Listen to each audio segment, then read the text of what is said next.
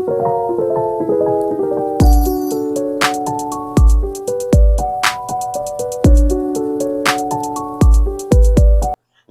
watashi wa minasan no sensei desu.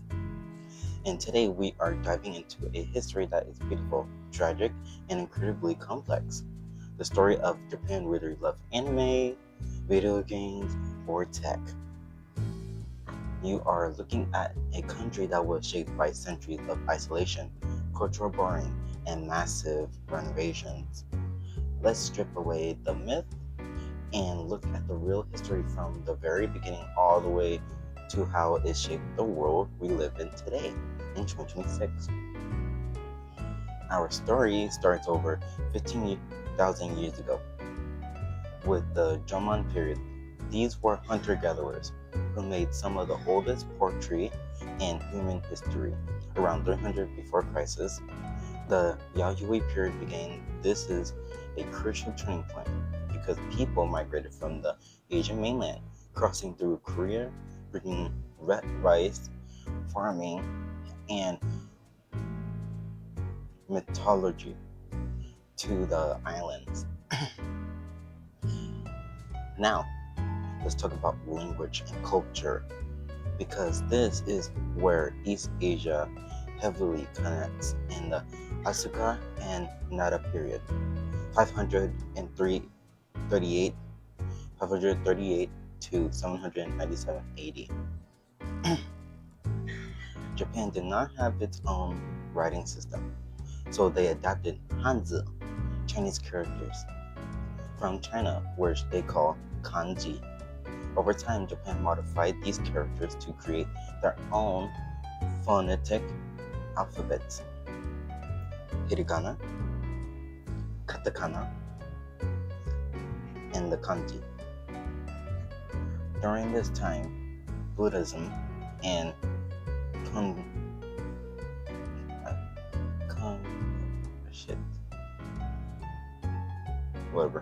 also traveled from China through the Korean peninsula into Japan's, heavily shaping their laws and society. Japan took these gifts from its neighbors and adapted them to fit its own island culture. The Age of the Samurais, 1185 to 1868.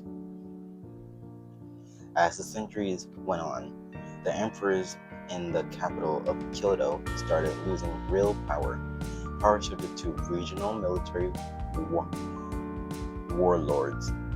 In 1185, the Kamakura shogunate was established.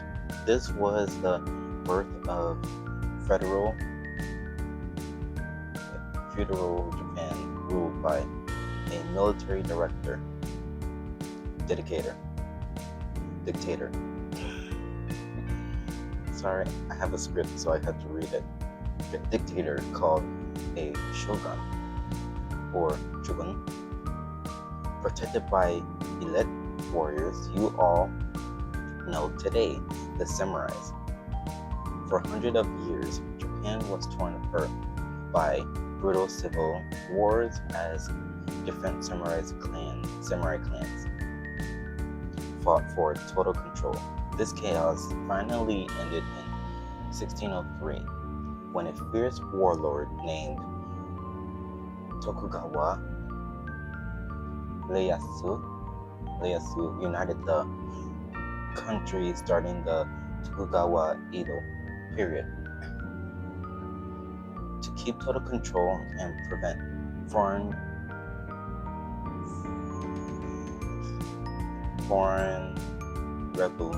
rebellion, the shogun made a drastic choice. He locked the country down for over 250 years. Japan entered an era of extreme isolation called Sagoku. No one could leave, and almost no foreigner could enter. because there was no foreign wars. Japanese culture exploded inward. This is when geisha culture, kabuki theater, and distinct art styles flourished. But while Japan was frozen in time, the rest of the world was industrializing. Empire, War, and Ruin. 1868, 1945. In 1853, American warships sailed into Tokyo Bay and forced Japan to open its borders to trade. This sparked a massive national panic. The Japanese realized they were severely behind the West in technology and military power. In 1868, the samurais overthrew the shogun and restored power to the emperor, of course. This is called the Meiji Restoration. Japan hyper-industrialized. They built factories, modern militaries, and railways in just a few decades. But with modern military power came dangerous imperial ambition. Japan decided to build on empire, looking outward toward its neighbors. This led to decades of brutal aggression, wartime, and deep hysterical scars. Japan colonized Korea in 1910, stripping the Korean people of their rights and suppressing their culture. In the 1930s, Japan launched a massive, violent invasion of China, causing immense suffering and destruction. This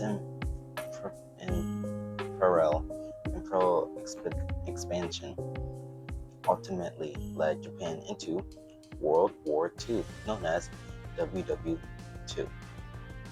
As part of the Axis power, the war ended in 1945 in absolute ruin, following the catastrophic atomic bombings of Hiroshima and Nagasaki. The economic miracle to modern reality, 1945 to, as we all know, 2026. After 1945, Japan was a broken nation under American occupation. But instead of fading away, Japan pulled off what historians call the economic miracle. They adopted a new pacifist constitution, renounced the right to wage war, wage, with a W, and poured 100% of their energy into technology, engineering, and manufacturing. By the 1970s and 80s, brands like Sony, Toyota, and Nintendo conquered the global market. Soon after, their culture, anime, manga, and gaming became a global obsession, giving Japan immense soft power. So, how does all of this connect to us right now in 2026? Today, Japan is facing the direct consequences of its history because of their decades-long economic slowdown that started in the 1990s, combined with an extreme aging population and a record low birth rate. Japan in 2026 is a crucial crossroads.